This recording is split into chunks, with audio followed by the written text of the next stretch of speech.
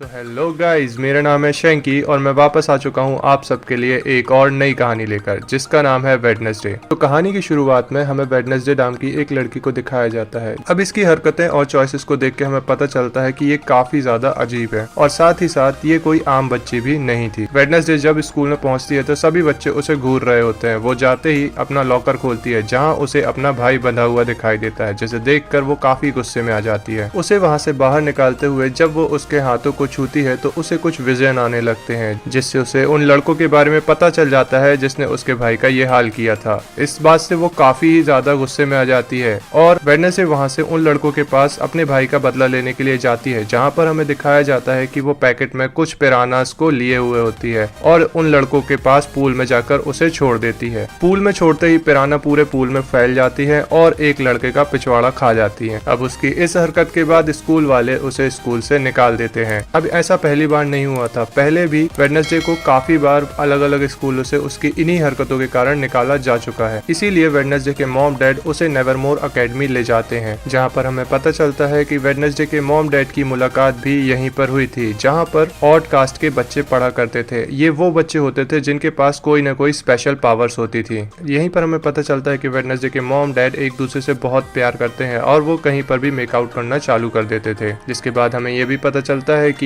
Wednesday की family Adams family के नाम से बहुत ही ज्यादा मशहूर है, लेकिन वेडनेसडे इस स्कूल में बिल्कुल भी नहीं जाना चाहती थी। तभी हम एक लड़के को देखते हैं जो नेवरमोर के जंगलों में कैंपिंग करने के लिए आता है। वो जंगल को बीचों बीच जाकर कॉफी पीना चालू कर देता है कि तभी अचानक उस पर कोई चीज हमला कर देती है और उसकी जान ले लेती है। वेडनेसडे और उसके मॉम डैड नेवरमोर एकेडमी के प्रिंसिपल के पास जाते हैं, जहाँ हमें पता चलता है कि प्रिंसिपल भी वेडनेसडे के मॉम डैड के साथ उसी स्कूल में पहले पढ़ा करती थी, क्योंकि नेवरमोर में सिर्फ ऑडकास्ट बच्चे ही पढ़ा करते थे। स्टोरी में ऑडकास्ट, वेयरवुल्फ, मरमेड और वैम्पायर जैसी चीजों को कहा गया है। प्रिंसिपल वेडनेसडे को उसके कमरे में ले जाती है, जहां पर उसकी रूममेट ईडिथ ने रूम को पहले ही काफी कलरफुल बना रखा था, लेकिन ये सब देखकर वेडनेसडे का दिमाग काफी खराब हो जाता है, क्योंकि उसे ब्लैक कलर के अलावा और कोई भी कलर पसंद नहीं था। ईडिथ वेडनेसडे को फेस को देखकर उससे पूछती है कि क्या तुम ठीक तो हो ना, लेकिन तभी उसके डैड उसे जवाब देते हैं कि हाँ ये ठीक है, ये सिर्फ एक जिंदा लाश की तरह दिखती है। ईडिथ वेडनेसडे को स्कूल घुमा रही होती है, तभी उधर पर एजेक्स नाम का एक लड़का आकर वेडनेसडे से उसकी टिकटॉक आईडी मांग लेता है। तो वेडनेसडे उसे कहती है कि मुझे सोशल मीडिया हड्डियों को सड़ा देने वाली एक बीमारी लगती है। तभी वेडनेसडे के माता पिता स्कूल से जाने लगते हैं, जिसके बाद वेडनेसडे की माँ उससे कहती है कि अब तुम यहाँ से कभी नहीं भाग सकती। तभी वेडनेसडे अपने मॉम डैड से कहती है कि मैं पहले भी और स्कूलों से भाग चुकी हूँ, बहुत जल्दी मैं इस स्कूल से भी भाग जाऊंगी। ये सुनने के बाद वेडनेसडे की मॉम उसे एक लॉकेट गिफ्ट करती है और उसे कहती है कि मैं तुम्हारी बातें दिल पर नहीं लेती हूँ, और वहाँ से जाने लगती है। जाते वक्त वेडनेसडे के डैड वहाँ पर एक हाथ को छोड़ देते हैं जिसका नाम थिंग्स होता है। इधर पुलिस को नेवरमोर के जंगलों में टूरिस्ट की लाश अलग अलग हिस्सों में जंगल में पड़ी हुई मिलती है। अब ऐसा पहली बार नहीं हुआ था, बीते कुछ दिनों में पहले भी 3 बार टूरिस्ट की लाशें इस जंगल से मिल चुकी थी। वहीं स्कूल में वेडनेसडे अपने कमरे की कलरफुल फिल्म्स निकाल देती है और ईडिथ से कहती है कि रूम में शांति बनाए रखो, क्योंकि अब ये मेरा नॉवेल लिखने का टाइम है, इसलिए तुम शोर मचाना बंद कर दो। लेकिन ईडिथ तभी गाने बजाकर डांस करना चालू कर देती है, जिस पर वेडनेसडे गुस्सा हो जाती है। तभी ईडिथ अपने वेयरवुल्फ वाले नाखून दिखाकर वेडनेसडे को डराने की कोशिश करती है। तभी वहाँ पर मिस थ्रोनहिल्स आ जाती हैं, जो कि वेडनेसडे की डोर मदर होती हैं। वो वेडनेसडे के वेलकम में उसे एक ब्लैक रोज गिफ्ट करती हैं। शाम को जब वेडनेसडे कहीं जा रही होती है तब उसे थिंग्स छुप छुप कर देख रहा होता है कि तभी अचानक उसके ऊपर एक स्कल्पचर गिरता है, लेकिन तभी वहाँ पर एक लड़का आकर उसे बचा लेता है, जिसके बाद वो बेहोश हो जाती है। अब ये लड़का और कोई नहीं जेवियर होता है। जिसके बाद वेडनेसडे की आंख हॉस्पिटल में खुलती है और वो जेवियर को देखकर कहती है कि तुम मुझसे ये उम्मीद बिल्कुल भी मत करना कि मैं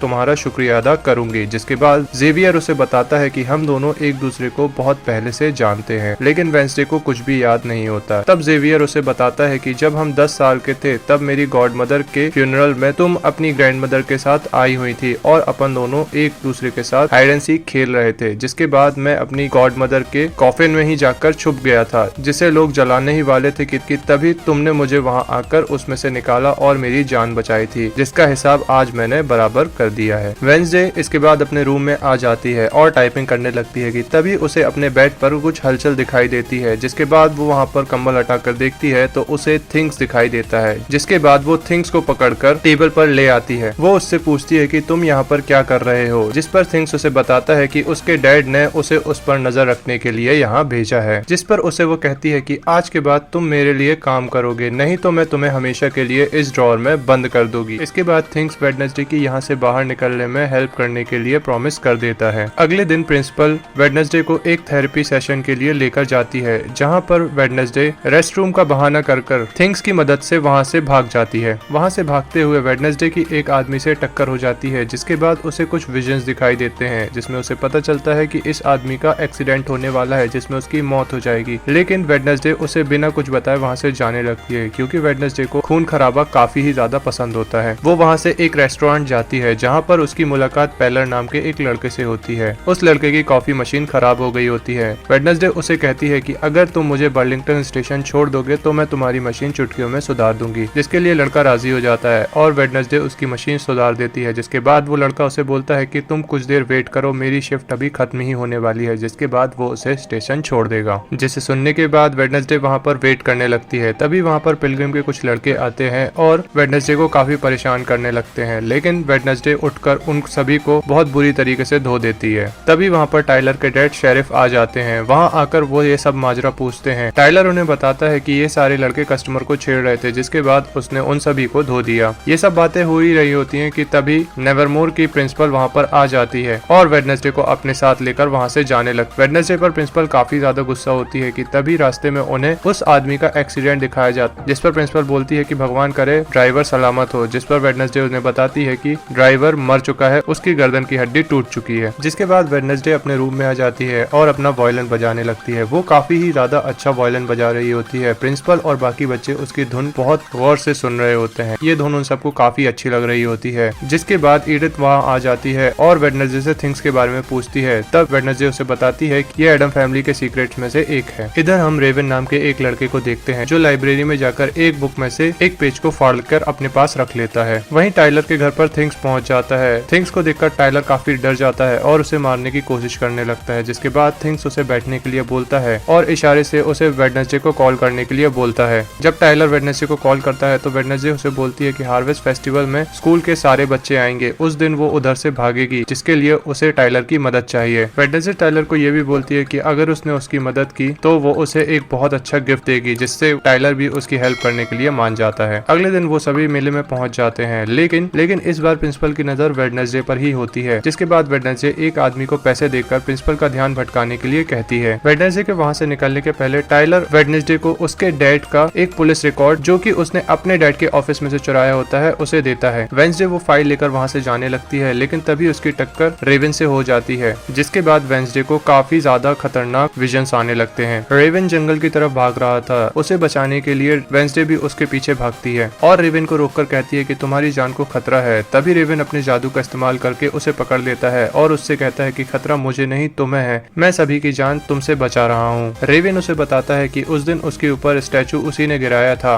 जिसके बाद वो अपने जेब से उसी बुक की पिक्चर निकालता है और उसे दिखाता है कि ये तुम ही हो। ये पिक्चर मेरी माँ ने 25 साल पहले बनाई थी। मरने से पहले उन्होंने मुझसे कहा था कि इस लड़की को तुम्हें मारना होगा, क्योंकि ये लड़की अगर जिंदा रही तो ये सारे नेवरमोर स्कूल के साथ सभी लोगों की जान ले लेगी। ये सब बातें चल ही रही होती हैं कि तभी अचानक एक राक्षस वहाँ पर आता है और नेवरमोर की बड़ी बेरहमी जान ले लेता है। जिसके बाद वेडनेसडे उसके जेब में से वो पिक्चर निकालती है और उस स्कूल से भागने के प्लान को कैंसिल कर देती है। अब इस सब के बाद सीन शिफ्ट होता है और वेडनेसडे को अपने रूम में दिखाया जाता है, जहाँ पर वेडनेसडे अपने भागने के प्लान को अब कैंसिल कर चुकी होती है और वहाँ बैठकर सोच रही होती है। अब उसके दिमाग में काफी ज्यादा सवाल चल रहे होते हैं कि कैसे वो दुनिया के लिए एक खतरा है और आखिर क्यों एक राक्षस ने उसकी जान बचाई, और साथ ही साथ उसके पापा का एक पुलिस रिकॉर्ड क्यों है जिसमें उन्होंने किसी की जान ली थी। जिसके बाद यह एपिसोड यहीं पर खत्म हो जाता है। तो पार्ट 2 की शुरुआत में हमें शेरिफ को दिखाया जाता है, जो कि स्कूल में आए होते हैं, क्योंकि उन्हें वेडनेसडे के मुताबिक रेवन की लाश जंगल में नहीं मिली हुई थी और न ही उन्हें किसी तरीके के निशान वहाँ मिले होते हैं। जिसके बाद शेरिफ वेडनेसडे से पूछते हैं कि तुम आखिर वहाँ क्या कर रही थी, जिस पर वेडनेसडे उन्हें बताती है कि रेवन उससे टकराकर जंगल की तरफ भाग रहा होता है,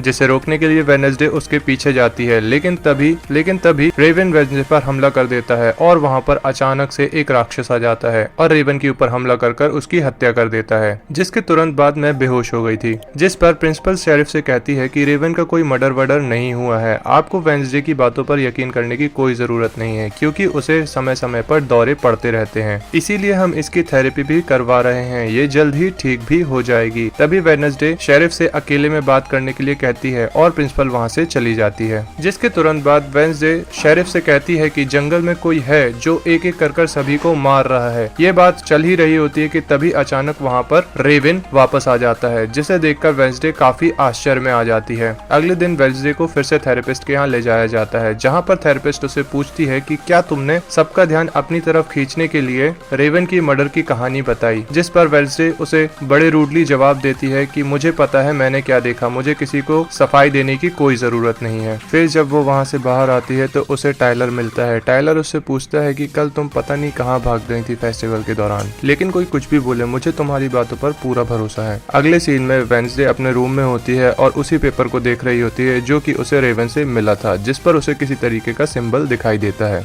रेवन को बिना किसी वजह के स्कूल से बाहर निकाला जा रहा था, जिसकी जानकारी लेने के लिए वो थिंग्स को रेवन के पीछे भेज देती है। प्रिंसिपल के कहने पर वेडनेसडे को कोई न कोई क्लब ज्वाइन करना था, इसलिए मजबूरी में आकर बी कीपिंग क्लब ज्वाइन कर लेती है, जिसमें योगिन नाम का सिर्फ एक ही बच्चा था। इधर हमें रेवन को दिखाया जाता है जिसका पीछा थिंग्स कर रहा होता है। रेवन बाथरूम में जाकर अपना रूप बदल लेता है और एक बूढ़ा बन जाता है, जिसके कुछ ही देर बाद वो वापस से अपना रूप बदलकर प्रिंसिपल बन जाता है। ये सारी बातें थिंग्स वापस आकर वेडनेसडे को बता देता है। इसके बाद जब क्लास शुरू होने लगती है तो जेवियर वेडनेसडे से बोलता है कि मेरी बाजू वाली सीट खाली है, तुम चाहो तो उसमें बैठ सकती हो। जिसके बाद हमें दिखाया जाता है कि जेवियर एक ड्राइंग बना रहा होता है जो कि एक मकड़ी की होती है, जिसे जेवियर अपने जादू से जिंदा कर देता है, लेकिन वेडनेसडे उसे बुक से मार देती है। यहाँ पर वेडनेसडे और बियांका के बीच में बहस होती है। बियांका वेडनेसडे को पसंद नहीं करती और वेडनेसडे भी बियांका को बिल्कुल भी पसंद नहीं कर रही होती है, क्योंकि पूरे स्कूल में सिर्फ वेडनेसडे ही थी जो बियांका की टक्कर में थी। जिसके बाद वेडनेसडे इनेथ को अपनी जगह पर बी फार्मिंग क्लब भेज देती है, जहाँ पर यूगिन इनेथ के ऊपर लाइन मार रहा होता है क्योंकि उसे वेयरवुल्फ लड़कियां बहुत पसंद होती हैं। और वेडनेसडे खुद उस राक्षस की तलाश में नेवरमोर के जंगलों में अकेले चली जाती है, जहां टाइलर वेडनेसडे को अपने पापा से बचाता है। टाइलर भी अपने पापा का पीछा करते हुए जंगल में आ गया था। तभी वेडनेसडे को रेवन का चश्मा मिलता है। वो उसे जैसे ही छूती है उसे एक विजन आता है जिसमें जेवियर और रेवन की लड़ाई हो रही होती है। उस विजन में उसे एक लाइब्रेरी और एक बुक भी दिखाई देती है, जिसे ढूंढने के लिए वेडनेसडे तुरंत ही लाइब्रेरी में थिंग्स के साथ पहुंच जाती है, लेकिन उसे वहां ऐसी कोई भी बुक नहीं मिलती है। तभी वहाँ पर मिस थ्रोन्स आ जाती हैं और वेडनेसडे से बोलती हैं कि यहाँ पर तो बच्चे अपनी प्यास बुझाने के लिए आते हैं, तुम यहाँ क्या कर रही हो। जिस पर वेडनेसडे जवाब देती है और कहती है कि मैंने भी यहाँ पर दो वैम्पायर को एक दूसरे के दांतों में दांत डाले हुए देखा था।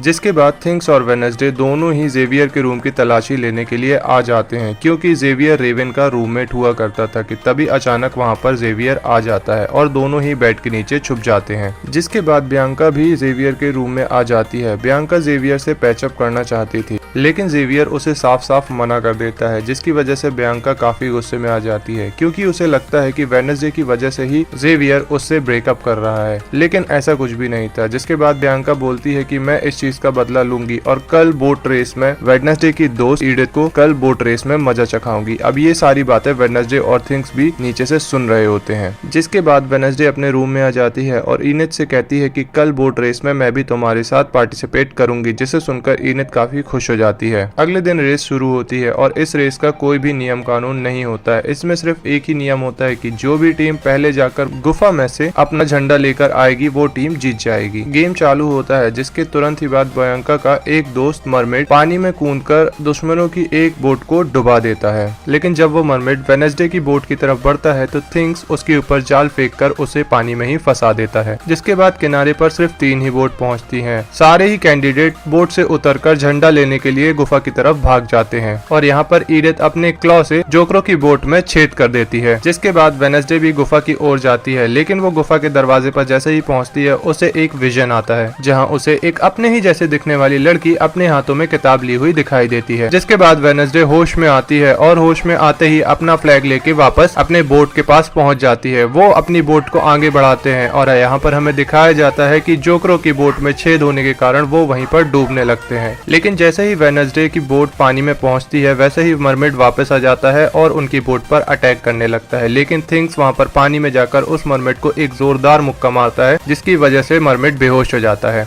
जिसके बाद वेडनेसडे अपनी बोट में से भाले निकालकर बियांका की बोट में छेद कर देती है, जिसके कारण बियांका की बोट डूब जाती है और वेडनेसडे इस रेस को जीत लेती है। अब ऐसा पहली बार हुआ था कि बियांका पिछले 4 साल में किसी से रेस में हारी हो, इस वजह से वो काफी ज्यादा आग बबूला हो रही थी। जिसके बाद वेडनेसडे एक रूम में चली जाती है जहाँ पर एक स्टैचू के पास वही बुक देखकर वो उस पेज से मिलाने लगती है, जिसके बाद वो उस पहेली को सॉल्व कर इशारों के जरिए उस रूम के दरवाजे को खोल लेती है जो कि एक सीक्रेट रूम होता है और वो उसके अंदर चली जाती है। अब उस रास्ते से आते हुए वेडनेसडे को अपने मॉम डैड की पेंटिंग भी दिखाई देती है और अदर ऑड कास्ट के लोगों की भी। जैसे ही वो उस रूम के अंदर पहुंचती है तो उसे वहां पर वो बुक भी मिल जाती है जिसका पेज उसके पास था, लेकिन वो उस बुक को देख ही रही होती है कि तभी अचानक उसके ऊपर हमला करके उसे कोई बेहोश कर देता है और उसे किडनैप कर लेता है। तो यहाँ पर हमारा सेकंड एपिसोड भी खत्म हो जाता है और इसका नेक्स्ट पार्ट मैं जल्दी अपलोड कर दूंगा जो कि आपके इसी वीडियो के डिस्क्रिप्शन में आपको इसका लिंक मिल जाएगा। तो अगर आपको मेरा एक्सप्लेनेशन अच्छा लगा हो तो please like, share and subscribe जरूर कीजिए, जिससे मुझे काफी मोटिवेशन मिलता है।